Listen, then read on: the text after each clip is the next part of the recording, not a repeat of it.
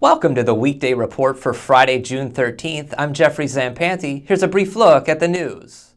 A Paddock Lake man who initially told deputies he wasn't driving in a fatal car accident was charged with homicide by drunken driving Thursday.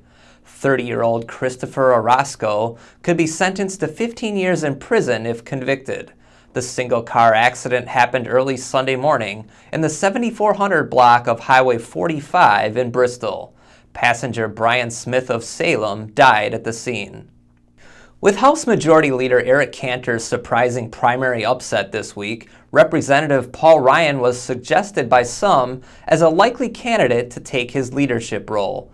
But according to the source close to Ryan, the congressman has no interest in the post, planning instead to focus on his position as Budget Committee Chair and representing his congressional district.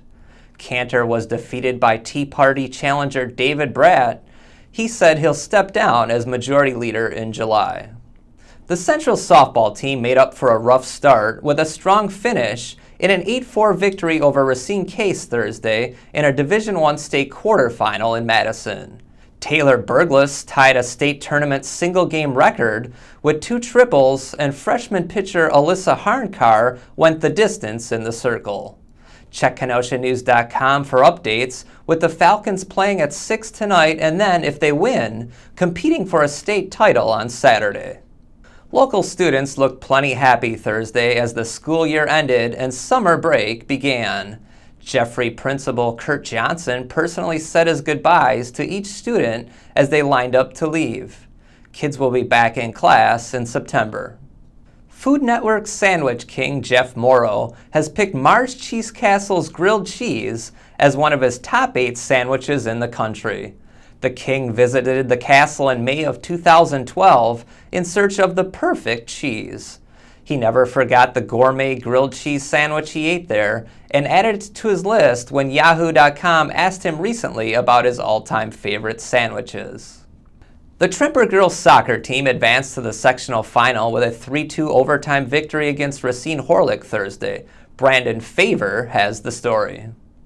In the sectional semifinal round of the WIAA playoffs, Trimper took down number 1 seeded Racine 3-2 in overtime on Thursday. Early goals by Kelsey Dano and Janelle Kyra put Trimper up 2-0. It was the Trojans' game to lose at the start of the second half, but the reigning Southeast Conference champs didn't go away quietly. Horlick tied the game 2-2, and in overtime, Trimper's Amber Garcia got the ball deep in Rebel territory. Garcia buried a shot, and her golden goal sent her team to the sectional finals, where it will play the winner of Muskego and Greenfield at 6:30 p.m. on Saturday at Indian Trails High School, with the winner advancing to the state semifinals. Brandon Favor, Kenosha News. What's trending today? A new study says kids are more likely to gain weight more rapidly during summer break than during the school year. What do you feel is the greatest contributor to this growing problem? Chime in on our Facebook page. Up next is Diane Giles with Voices on the Street.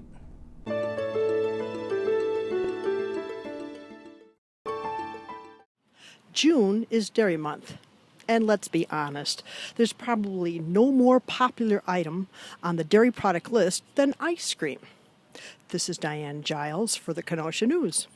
And I came over to Culver's today to ask people, what's your favorite flavor of ice cream? And this is what they had to say. Probably mint chocolate chip. My favorite ice cream is chocolate with chocolate chips. I'd have to say 2 scoops of vanilla custard with peanut butter, cream, and strawberries. Thanks, Diane. Now here's a look at what you'll find in the Kenosha News this weekend.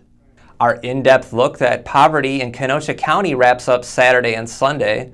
And I'll have a Father's Day feature for Sunday, highlighting Kenosha's Anae King and the lessons she learned from her father, Endel. Pick up a copy of the Kenosha News and check KenoshaNews.com for all the details on these stories and more. I'm Jeffrey Zampanti with the Weekday Report.